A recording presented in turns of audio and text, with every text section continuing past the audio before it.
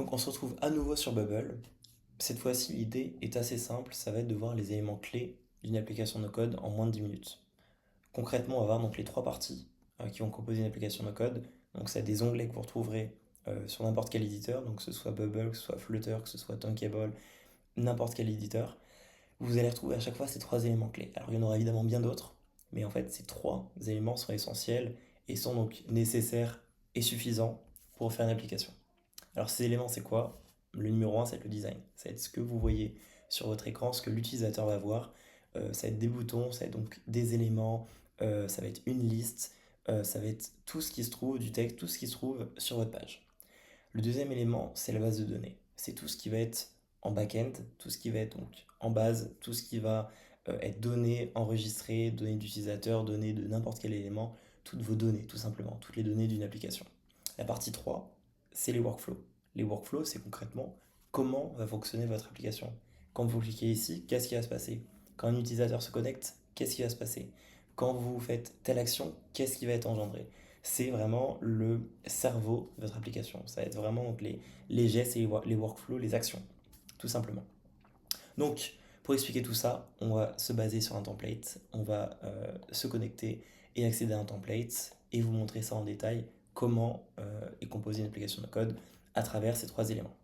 Donc, je me connecte directement sur mon compte, je vais donc dans template et j'ai récupéré donc ce template, donc Travel Marketplace, qui va nous servir, voilà, c'est celui-ci qui va nous servir tout simplement à accéder en fait aux éléments principaux et à vous faire une démonstration claire de ces trois éléments. Alors, ce template, il est gratuit, vous pouvez directement y accéder donc via la marketplace.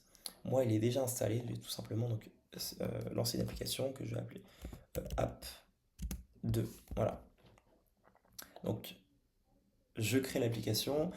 Évidemment, pas besoin d'activer donc la période d'essai. On va commencer avec les fonctions basiques, car ce sera amplement suffisant pour cette vidéo, mais également en fait pour toutes les vidéos suivantes, parce que je le répète, mais la version donc gratuite est suffisante pour quasiment tout ce que vous allez faire avant de déployer. Voilà.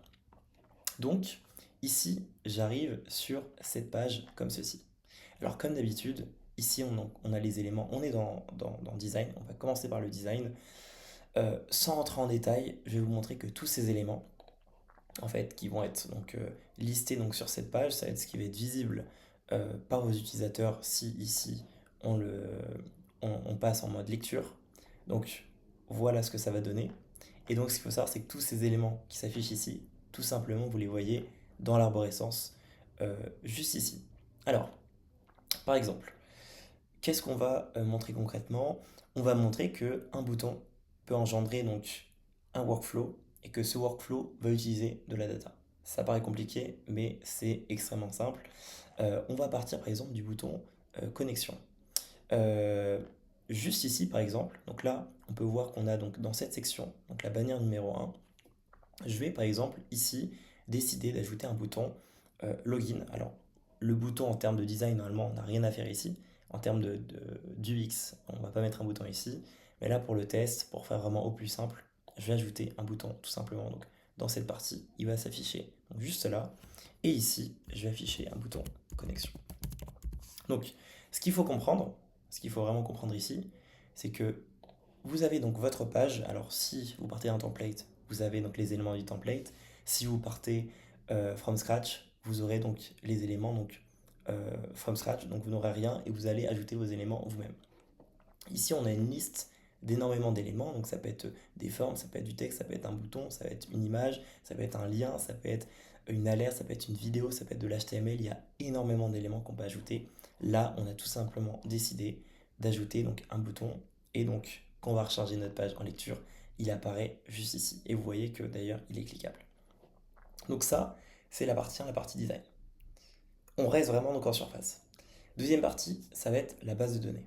Donc, on veut se connecter. Alors, qu'est-ce qu'il va falloir pour se connecter? Il va falloir donc tout simplement une table utilisateur, voilà, comme en SQL ou dans n'importe quel langage. On va avoir donc une table utilisateur et on va avoir dedans au moins adresse mail et mot de passe. Voilà, ça va être donc les éléments les plus basiques. Et après, libre à vous d'ajouter par exemple le nom, le prénom, le numéro de téléphone, la date de naissance ou n'importe quel élément. Alors où est-ce que ça se trouve? Ça se trouve tout simplement ici, dans la partie data. On était dans design, donc la partie numéro 1, on passe maintenant dans la partie data. Alors là, comme on peut voir, c'est un template, donc on a déjà des éléments qui sont présents.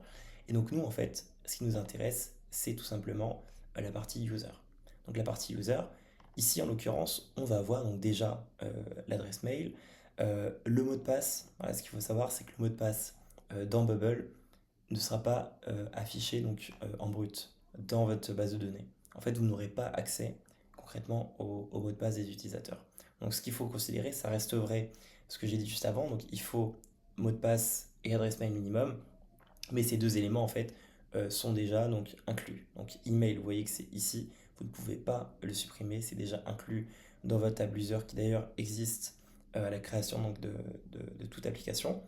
Et on va pouvoir par exemple ajouter des champs. Je vais ajouter par exemple un champ qui sera ville de naissance,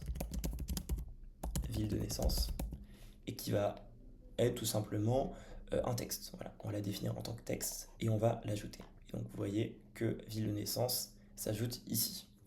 Et ça va être la même chose en fait pour tous vos éléments, pour news, pour tickets, pour tour, pour tous vos éléments. Donc là, on était dans la partie base de données.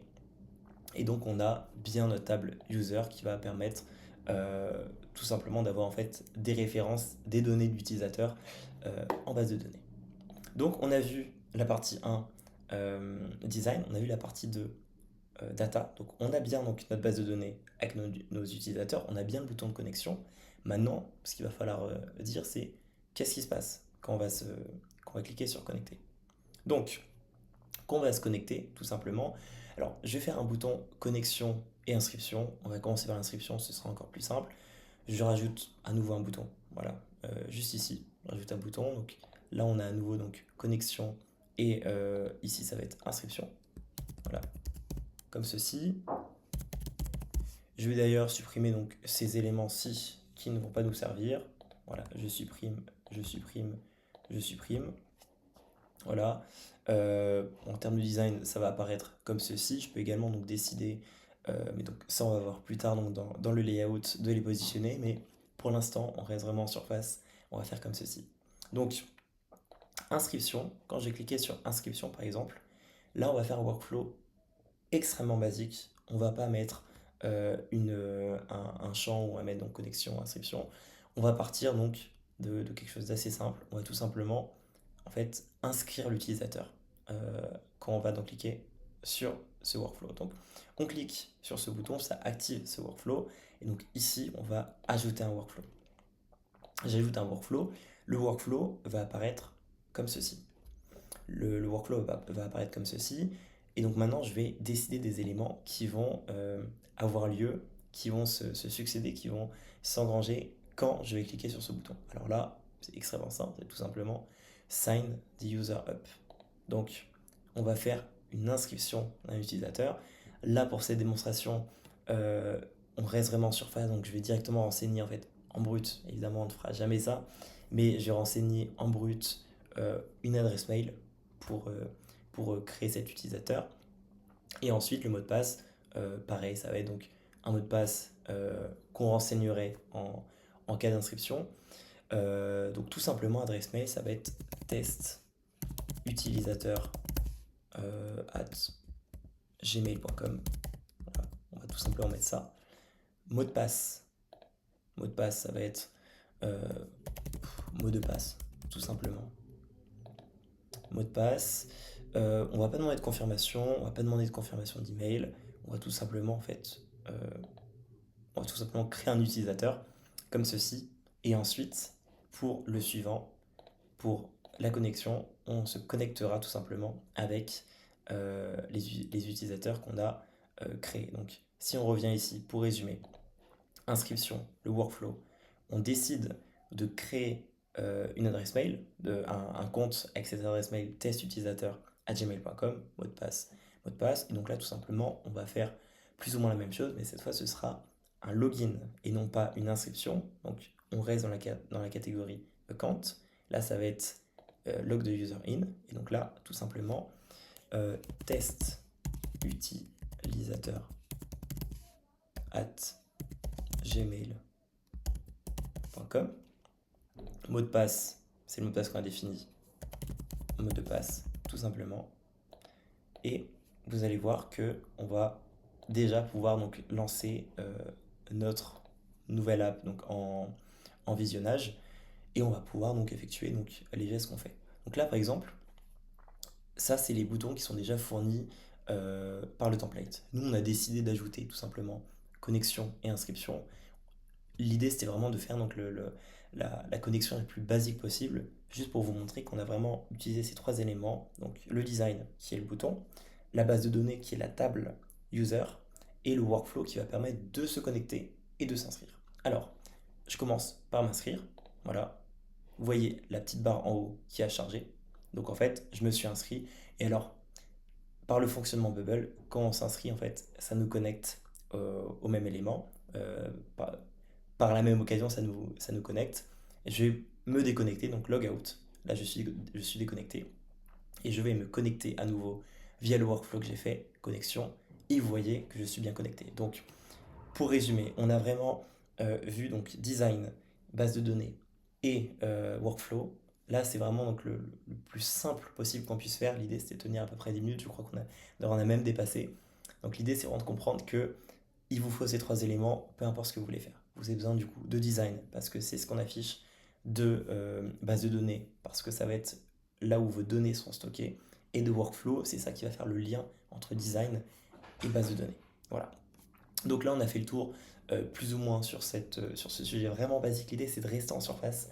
Et donc là, pour les trois prochaines parties, on voit vraiment en détail le design, qu'est-ce qui existe, les workflows, qu'est-ce qu'on va pouvoir faire, et les bases de données, comment ça fonctionne en détail. Voilà, je vous remercie et à très vite.